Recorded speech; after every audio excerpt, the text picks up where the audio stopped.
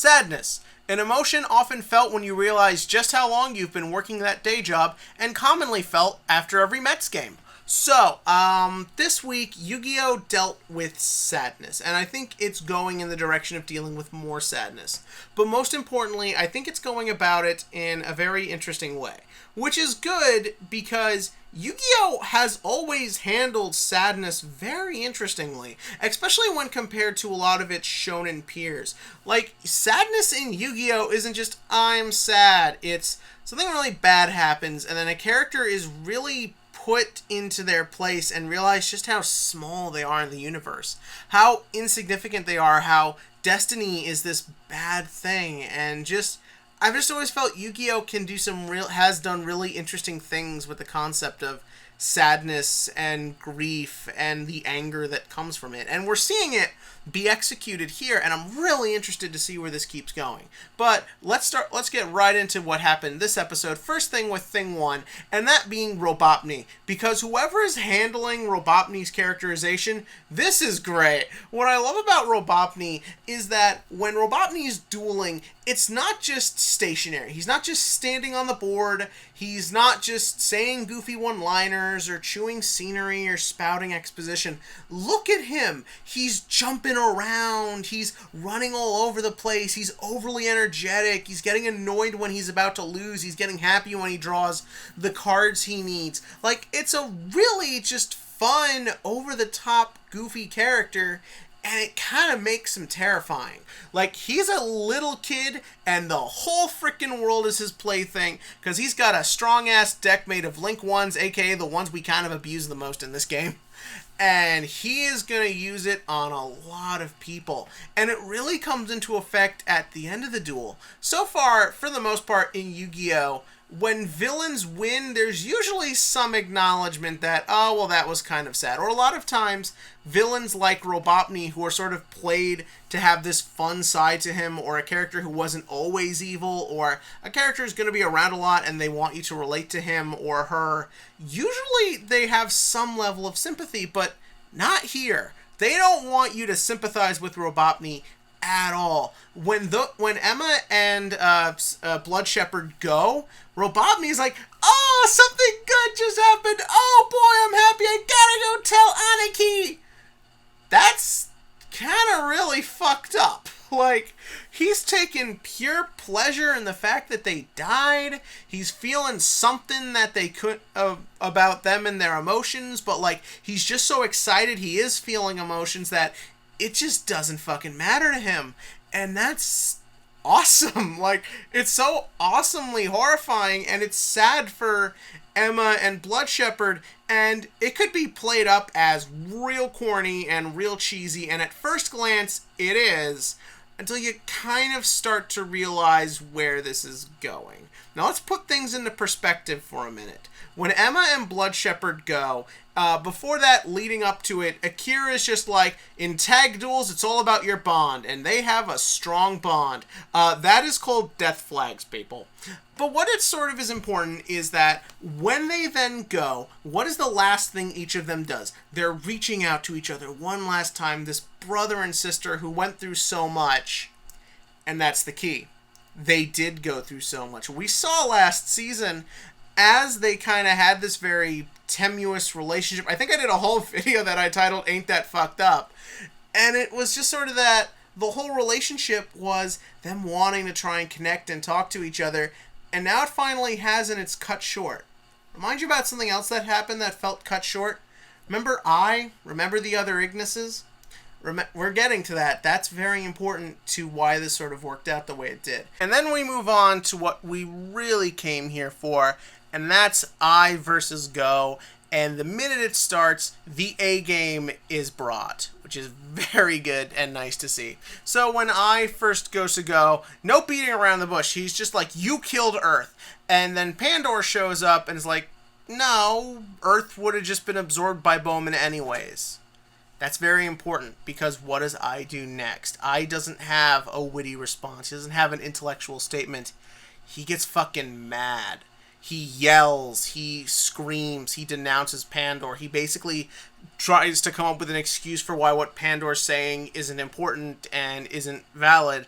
And that is great, because that really tells us what's going on here. It's not, I mean, there probably is, but it's not an overly complicated plan. It's not about world domination. Ai is angry. Ai hates Go because it doesn't matter what every logical thing in the world says. Go killed Earth, and that's all Ai cares about right now, is getting his revenge. So when he denounces Pandor, when he basically says in this deal, I want to belittle you, I want to make you feel small, that really shows you what is going on here and what is going on in Ai's head, and just what his thought process is and what all this is ultimately about. And it's just about, he's angry.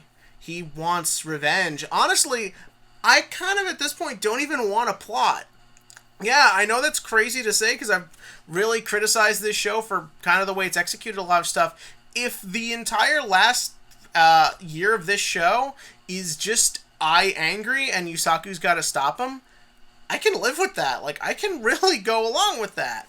But this whole thing just kind of made that work really well. And then we get Go's big speech about his retribution and coming back and clearly eating a cheeseburger so he looks normal again. And look, we all hated what they did with Go. I think that was unanimously the most despised thing they did last season. I'm sure there's a few people who are okay with it, and I think I said this multiple times, it definitely could have worked under different circumstances, but it was still bad. But I think they kind of did something sort of creative with this. Obviously, what I just said about Ai hating him is very good, but when we get Go's big thing about he had the chip taken out of his head, and he seems genuinely feeling bad about everything with Earth, and then we get his flashback. We get how after all this was over, when he woke up from his coma or whatever the fuck, there was still those kids, and he realized he abandoned them over his pride, blah, blah, blah. It was stupid, and we all hated it. But what's sort of good about this, it kind of gets back into what I was saying with Emma and Blood Shepherd, and that is that we get an idea of their struggle. We see what they've come to, and we see that now they're better for it. Those two have a stable relationship, and Go is getting his life back together. He's back to his Gokis. I kind of wish we saw more than a hand trap this time for Gokis, although that hand trap is actually pretty good considering how fragile Goki is in its current state, but that's not important. What is important is that Ai is obviously going to win this duel. I don't think I'm giving anything away that Ai is going to win this duel. I think we all know Ai is going to win this fucking duel. And that's really where the sadness comes in, and that is everything these characters have been doing to try and better their lives and make things better for themselves is for nothing. Because Ai and Roboppi do not care.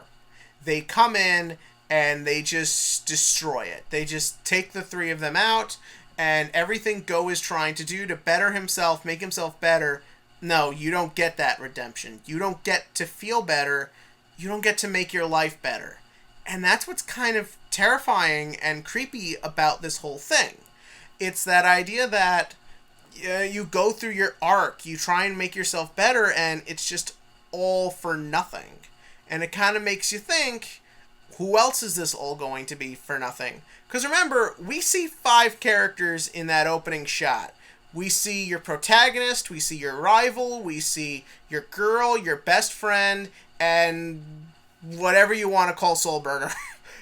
We don't see anybody else, so that's not boding well for what's going to happen next.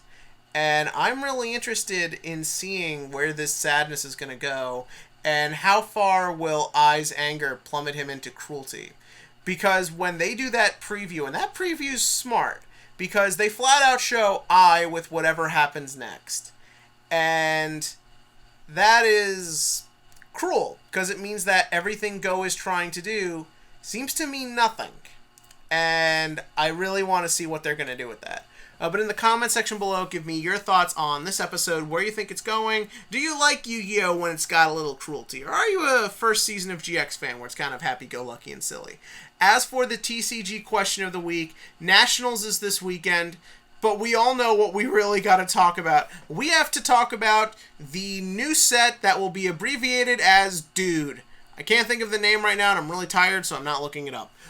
So basically, this was announced yesterday, and this will be a set that will have reprints, and you are guaranteed meta shit. You are guaranteed extra deck stuff. You're guaranteed side deck stuff, and you're guaranteed reprints of all the beautiful lolly hand traps. The only thing that is RNG, or at least I'm pretty certain the only thing that's RNG, is field centers. Ironically, the thing I kind of care most about. I want me some field centers in this country. This is obviously getting people very, touchy, because this means the secondary market come this product, which granted will come with a pretty high price tag. I think it's like $50-$60. That's going to really shake up and potentially destroy the secondary market, considering how many expensive cards there are in the game right now. So my quick thoughts: as much as I know a lot of people who play the stocks and watch House of Champs and MCOL 40 for where to invest their money and where to spend and sell and all that good stuff, and they're going to hate me for this, I kind of think we need a product like this right now. Yu-Gi-Oh! For a while there was kind of doing good budget-wise, but like this past 8-9 months, pretty much since the Dangers became relevant back in Soul Fusion, I think it's just completely blown out of control. You have Ash needing to be reprinted 5 or 6 times a year, and it still ends up being expensive. You have Phantasme, you have the Dangers, you have all this stuff. You have Saruja, which a lot of people think is a necessity at the moment, going up. And I hate to say it, but these things need reprints. And more importantly, the secondary market needs to be stabilized. Like, there reaches a point where just spending money on this game just becomes overwhelming, and that's why so many people are afraid to get into Yu-Gi-Oh! Is because of just how expensive it gets.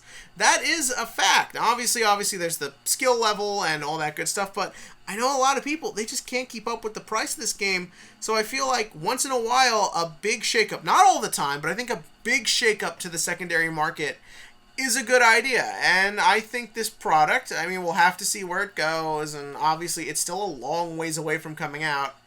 I think this is ultimately something that just kind of has to happen. And I'm sorry if you're holding on to your $100 Phantasmes forever, but I think we kind of need this right now. Desperate times call for desperate measures, and I desperately am not spending $200 on Phantasme. I know he's going a bit down, but it's Yu-Gi-Oh! You never know what's going to happen. But give me your thoughts on that product below. I totally understand the other side of the argument. But tell me that below. And as always, click to like, click subscribe, and join me next week, because, guys, Go is not living. We know that's not where this is going.